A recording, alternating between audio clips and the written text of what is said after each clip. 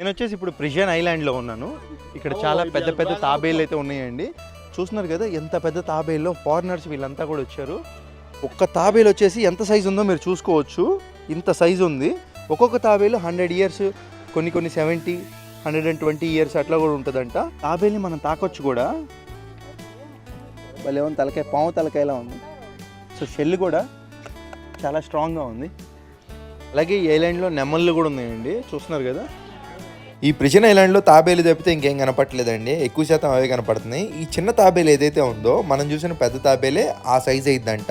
ఈ ఐలాండ్కి రావాలంటే సముద్ర మార్గంలో ఒక చిన్న పడవ మాట్లాడుకొని రావాలి. లోపలికి వచ్చిన తర్వాత $15 ఎంట్రన్స్ ఫీజు. నిజంగా బొక్క అనిపించింది. కానీ చివరిలో ఇక్కడ వీళ్ళు ఎంజాయ్ చేస్తున్నారు చూడండి. మంచిగా డబ్బు సంపాదించుకొని నా కొడుకు అది ఇవ్వాలి, నా కూతురికి ఇది ఇవ్వాలి, ఇల్లు కట్టుకోవాలి, సేవింగ్స్ చేసుకోవాలి, ఇవేం లేకుండా వచ్చి మనస్ఫూర్తిగా ఎంజాయ్ చేస్తున్నారు. వీళ్ళది కదా అసలైన ఎంజాయ్మెంట్ అంటే అనిపించింది.